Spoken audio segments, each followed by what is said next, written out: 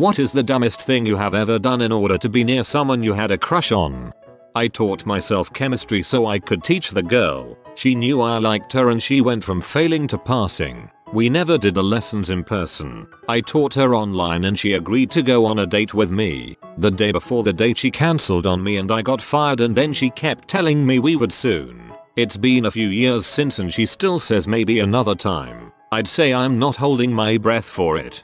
At least every time you try to get a girl you better yourself in the process. You went from being a generic dude to being a swing dancing chemistry buff who can run for an hour. Now you can get any girl. Had a secret relationship. I was young, foolish, and it was the only way he would date me. We were both pretty shy and had never had boyfriends, girlfriends before. We passed notes, had little secret meetings and everything. Looking back, it was adorably stupid. That's so cute actually. In junior high, my friend and I called every Anderson in the phone book until we found out which number belonged to this hot older guy at our school. Even though it was a smallish town, this was quite a featuring and took an entire afternoon. We used to prank call him occasionally after that. We were so cool at the time, talking to this hot, popular guy on the phone. I die of embarrassment just thinking about it now. That's my last name, and I received prank calls from junior high girls a few years ago. Also, I live in a smallish town. When I was 15, I performed in a school play that required wearing tights because this girl I liked was in the cast. She didn't give me the time of day and I was so embarrassed I swore I'd never sacrifice my dignity for anyone ever again. 10 years later I found out that she joined the cast because someone lied and told her I had already joined. She was literally doing the same thing I was and was just as horrified at the outcome. The 1st of August was our 3rd anniversary. Adorable awkward kids, unite. I once followed my crush into a metro train, spent the next 2 hours sitting in the same coach as him, exchanging no words and maybe a smile or two. We were both in the same school, different classes, did not know each other beyond that. Rode till the last stop, the stop for our school, where he got off. Kept sitting in the train till it started its return journey, spending 2 more hours. By the way, before following him in, I had just got off the same train, coming home from school. TLDR. Spent 4 hours on a train for him, never spoke to him. God, what if he was waiting for you to get off the train?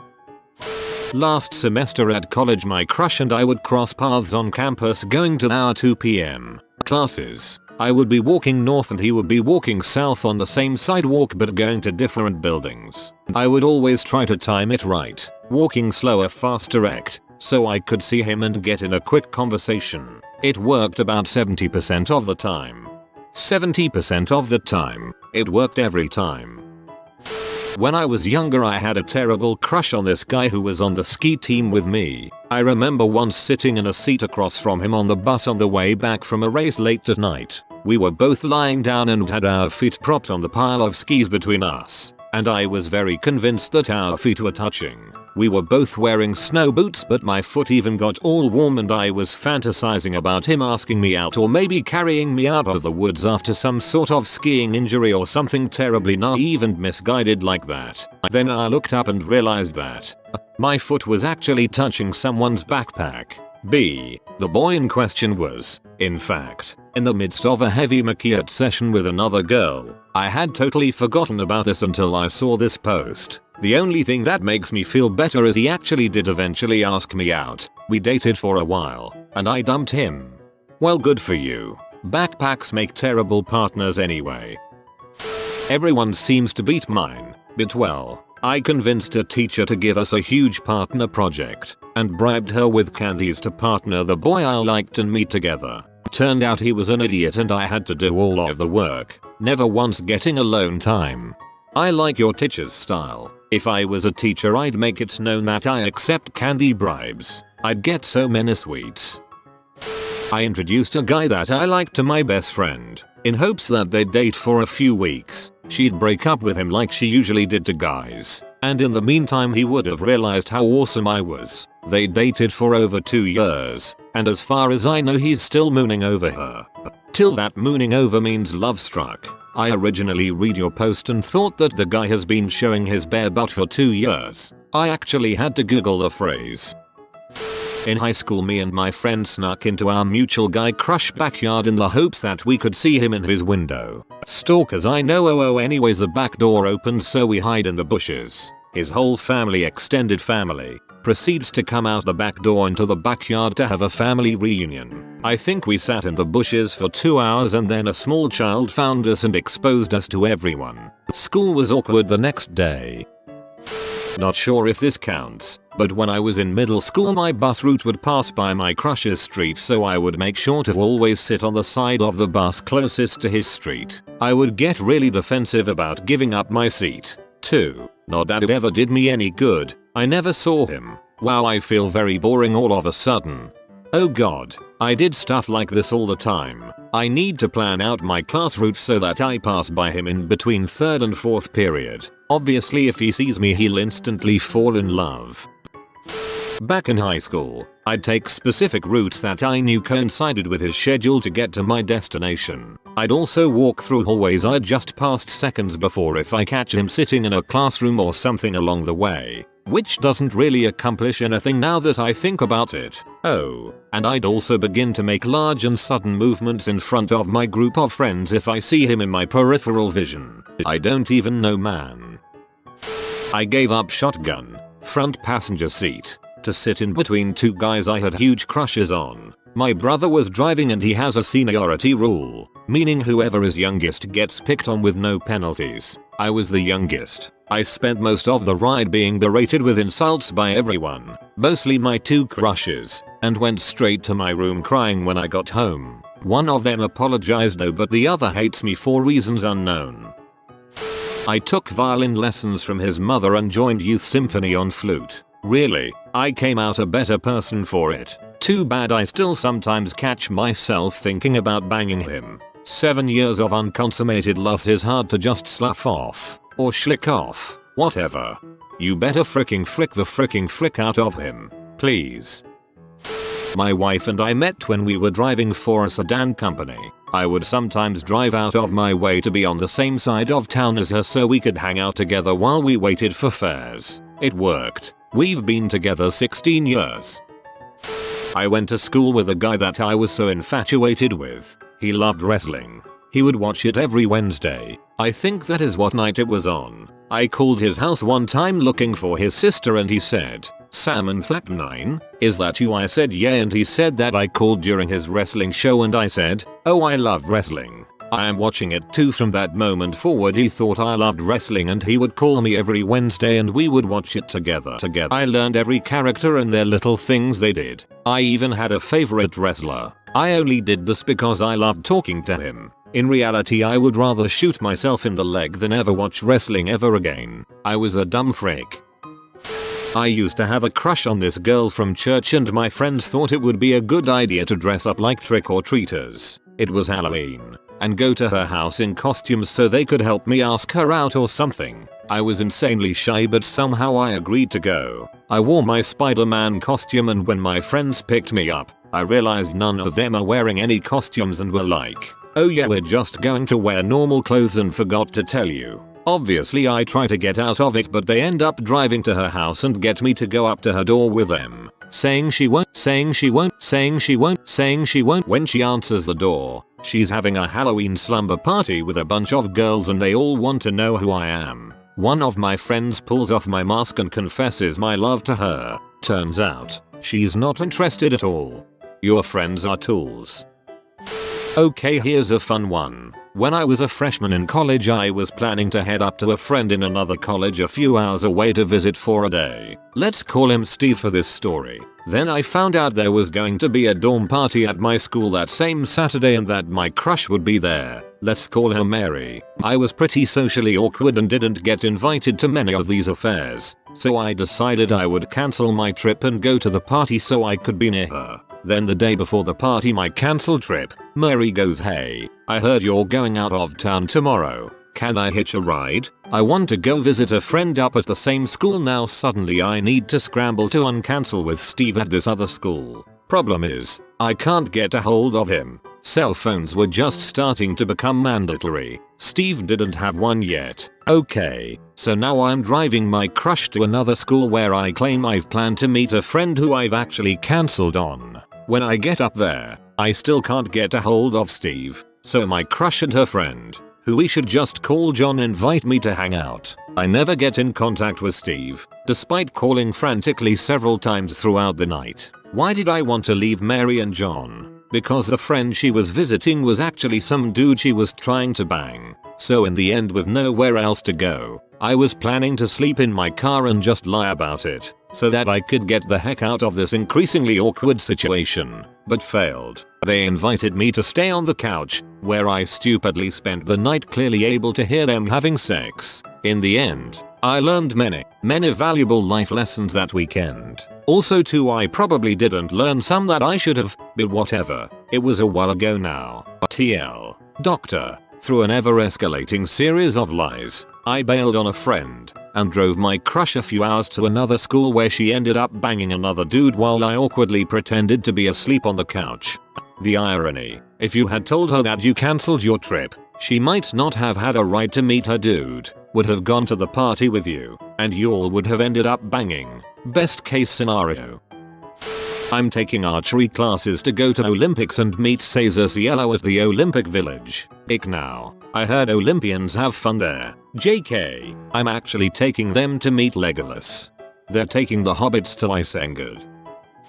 I'll go. I started playing the cello when I was 8. That year, I got a new cello instructor, Mr. X. He was tall, tan, suave, and he had the scent of men's cologne. I was smitten and practiced hard in my free time just to impress Mr. X. By the time I figured out he was gay, I was good enough at the cello that I just kept playing. In high school, I played cello in the high school orchestra. First chair cellist was Jay, who was quiet and mysterious. I battled it out with the other B, ensuring I sat second chair and therefore next to Jay. I'm 28 and I haven't picked up my cello in years. Goddamn, there was so much angst and unrequited love attached to that thing.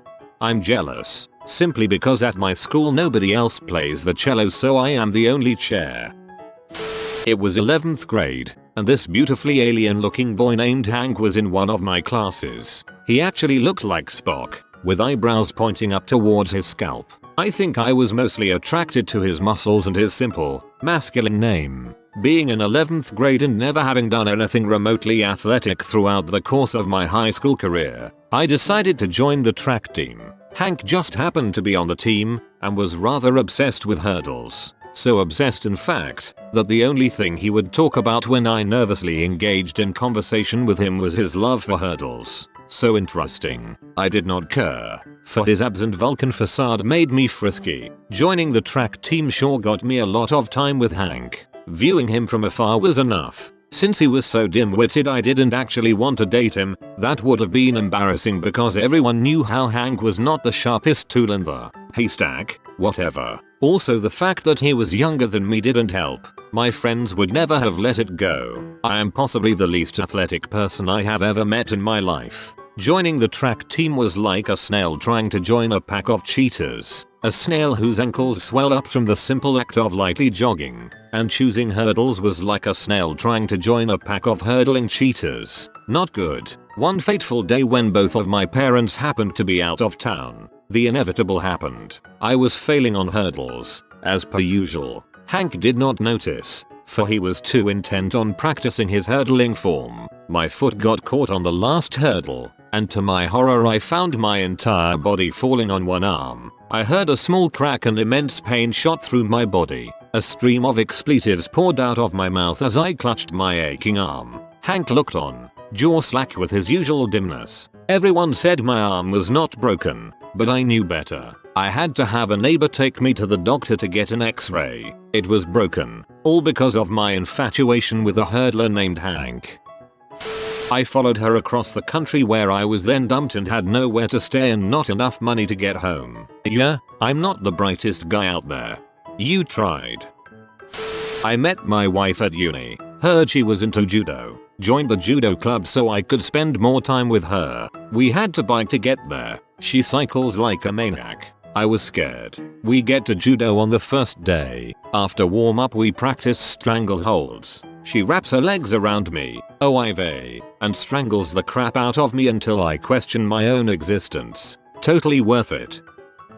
I flew about 20 hours to another country where he was working to surprise him for Christmas, but then found out he was cheating on me with his assistant when I got there. I felt like a real fool. It was the most humiliating and embarrassing experience of my life. Every time I see a story in this thread that ended positively I get an intense slurry of negative emotions. I swear I'm happy for you, but frick, why can't that have happened to me? I purposefully was late to science class every day for almost a year for the opportunity to wave at the guy I liked. I didn't even know his name, just called him random wait guy, RWG, because he waved at me once for no particular reason, and that was the extent of our socialization. I also spent around 15 minutes each morning bullshitting excuses so I could be by the doorway when he walked past to his classroom, so I could get a half-second glimpse. Also, when I found out he was the younger brother of one of my bros, I just about died from the wrong sensation and the fact that every time my friend had been talking about his younger sibling, it had been him. Later they moved into a house on the same street I lived on and the guy started riding my bus. Turns out he was really funny, not just insanely attractive. However, a lot of kids on the bus had this intense loathing of him for the perceived notion that he was gay. He made a lot of self-deprecating gay jokes, though was perfectly straight. I basically made myself the enemy of the entire bus by sticking up for him. Me and my best friend were the only people he could sit by. Long story short, I did a lot for him and made it very clear I liked him and accepted every invitation from his older brother to his house to be closer to him. Talked to him a lot, but he ended up going out with my best friend who said she didn't like him but apparently did. TLDR. My best friend is a W, but I still love her. This is such a middle school story. Please tell me it was in middle school. When my high school English teacher was young and adventurous, he dropped out of college and moved from Connecticut to California to chase after a dame. When it didn't work out, he and his roommate naturally decided to spend most of their remaining money on a pair of monkeys, I kid you not, to walk around town with. The monkeys turned out not to be the friendliest of creatures, and settled mainly on the windowsill above the balcony in their apartment. So he ended up living with a couple of occasionally troublesome monkeys for a few months. It wasn't too bad at first, but their fesses became a bit of a problem. At one point, his roommate's parents decided to visit, and luckily enough the pesky primates were taking an afternoon nap. They almost got away with hiding the situation entirely. They blamed the smell on a sewage leak, I believe, but one of the monkeys stirred from its slumber and made its presence known with an emphatic apeshit tantrum directed at what it believed were intruders. So, he and his roommate were forced to get their crap together and move out. But first they had to clean out all of the fesses from their living quarters. They tried the ol' wash it out with water method with the help of 2 garden hoses, but only to minimal success. Eventually, the burden on the kitchen floor of their second floor apartment became too great, and a sizable crack turned into a gaping fissure through which an unholy slosh of water and crap poured into the room directly below. At that point, the landlord saw the extent of how much they'd done goofed, and told them to scram after handing them a generously low bill for the repairs. He ended up getting a degree from NYU, and retiring this year. He always has the most interesting stories to tell. TLDR. Monkeys make crappy pets. I don't know how relevant that was, but I laughed. I collected trash. The guy I liked was good friends with my roommate and he loved doing favors for me, so I would not take trash out until I knew he was coming over just so I could ask him to help me, and then I would have an excuse to talk to him. Dang, I'm pretty freaking gross. In 4th grade my crush shaved his eyebrows off for no reason and was made fun of mercilessly by our classmates. To take the heat off him I shaved off my eyebrows the following day, hoping to either start a trend or that us 2 eyebrowless creatures could team up and eat lunch together, ignoring the ridicule. The result of was he looked a lot better without eyebrows than I did. A lot freaking better. So my stunt took the heat off him and onto me. For the rest of the year it took my eyebrows to grow and I had pretty much no friends. In 5th grade during our outdoor pay class he threw a dead frog's eyeball into my hair and that's the closest thing I ever got to closure. Not me, but my cousin flew all the way to Thailand to find the girl. She was on vacay. He just broke up with her in an attempt to surprise her in a grand act of romance. He just went there on a whim, without mentioning a thing to her ever, and without any information as to where she was. He spent basically all his money, wandered around for 2-3 days, never found her, and came home kinda dejected about it obviously. I don't think he ever told her about it. I guess it's one of those things that is either a grand romantic success or epic fail. Really, it could be the basis of a fantastic tragedy story. When I was little, I used to try to stalk my crushes on Google Earth. Don't ask me why I would think that would work, but I did it. When I was little. Google Earth. God, I'm freaking old. I got this guy's cell phone number by not so subtly asking his friend for it in order to send him a get well text after he had been off school for some days. It took me 3 seconds to realize this is stalkerly creepy behavior. To be fair, I've been dating him for almost 3 years, so it all went better than expected. Those aren't apostrophes. Go to London after receiving several invites from her. Then when I am halfway to Brussels, get a text from her telling me she's going to be staying with another dude. Now I am in London with only my dong in my hands. Almost signed up for some stupid teen living class she was in instead of taking geometry. High school me was stupid. Same as yours, except with a girl at a Christian youth group. They were too strange for me though, especially during prayers, feeling the Holy Spirit, etc. So I never went on the week-long trip they organized. She did though, and cheated on me with a boy called Tom because he was closer to God. God dang es Christians.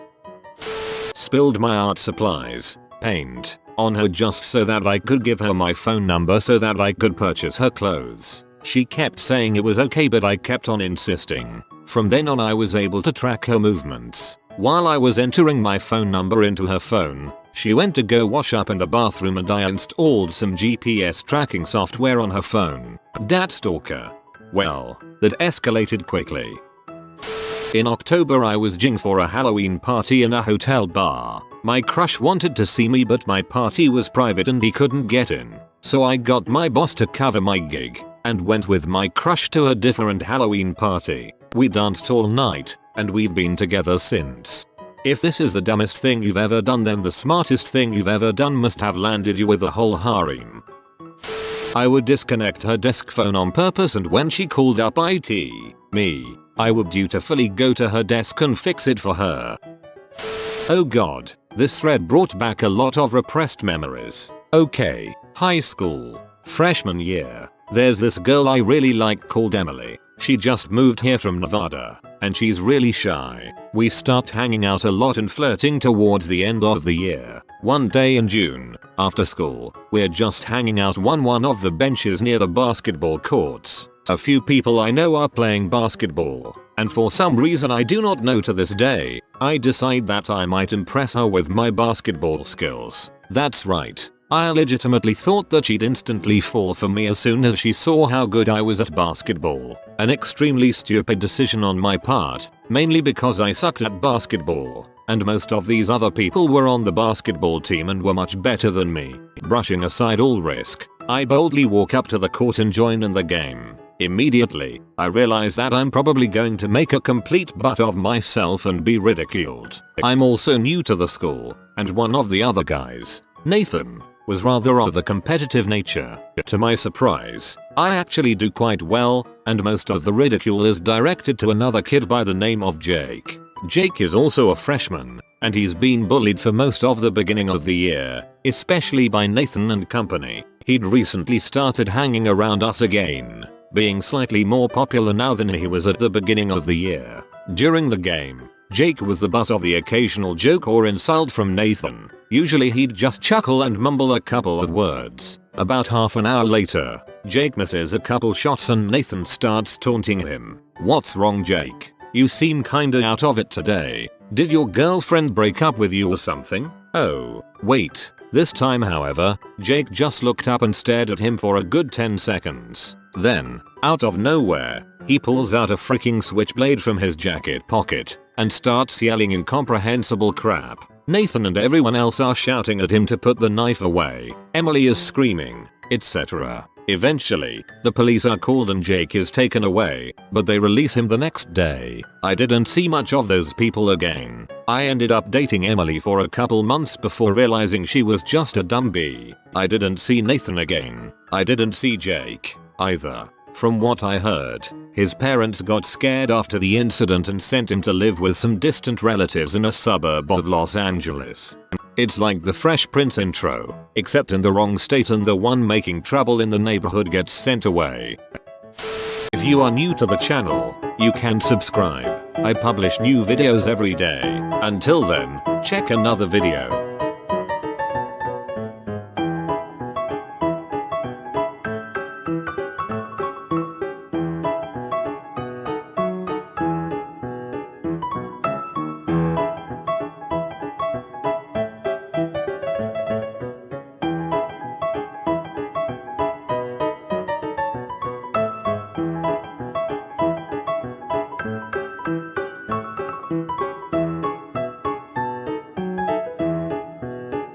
Bye for now.